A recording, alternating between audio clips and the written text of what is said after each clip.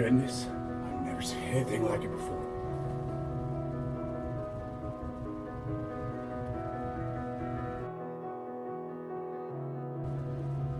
Oh my goodness. Dude, you guys see this?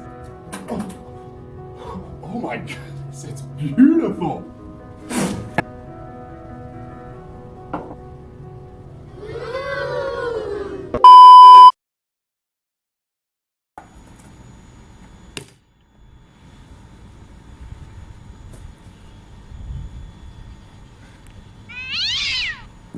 Oh my gosh, there's got to be a better way to practice this, but in order to find that, I have to go on a journey.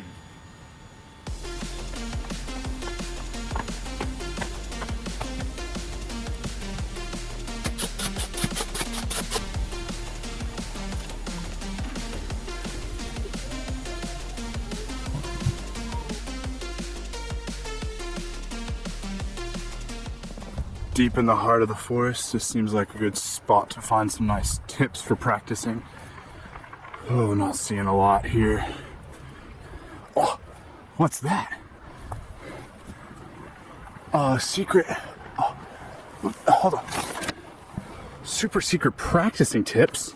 This is just what I've been looking for. Oh, what does it say? Oh my gosh, I think I'm gonna need help reading this.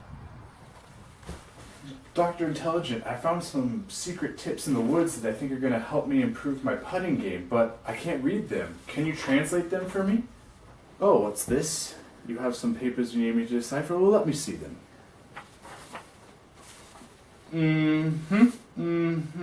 Ooh, okay. After looking at this for just a minute, it seems to I have deciphered that this is actually not just cryptic text, but it's in fact a scientific journal article, which I know the two can get a little bit confusing sometimes, but if you give me a little bit of time, I think I might be able to translate this from cryptic text into English.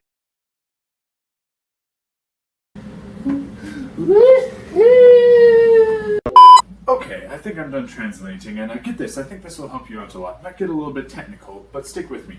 So, this is a journal article by David Fazi et al. Titled Random Practice versus Block Practice to Enhance Mental Representation in Golf Putting. So, very similar to disc golf putting here, they had basically three groups practice putting. Now, one was a blocked practice. So they basically practiced the same exact shot over and over again, and then transitioned to the next shot and practiced that one. Then there was also a random group that instead of practicing that one shot, practiced all three random shots randomly. So they didn't know which one was coming next and they had to go back and forth. Now there's also a control group that didn't practice at all. Now, they have a nice graph here to show the results and how the block practice actually did better during the acquisition and learning phase. Probably because they had to do the same thing over and over again, so they got better at it. But the random group did worse because they had to randomly interchange. Now that created more contextual interference for the random group. Hello there, Dr. Intelligent from the future. I realize some of y'all might not fully understand what contextual interference is and all that big word stuff.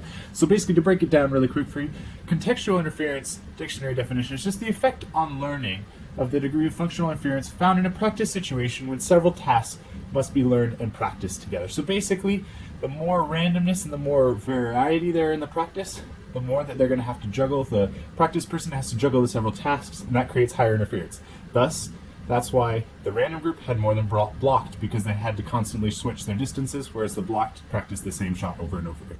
The good news is, though, is that high contextual interference ended up resulting in the random group doing better in the retention after they took a break. So I would recommend for your practicing, you probably want to do a random. Instead of standing in one spot, move around, and that'll give you more variation and will be in line with what they found to create more mental processing and be able to help you be better at the randomness of the actual game. Alright, so now we're back out here at the practice space, and my question now is, based on all we've learned, how should I practice? Should I go blocked? Should I go random? And how would I go about doing either one of those? That's my question for you, and I'd like you to answer.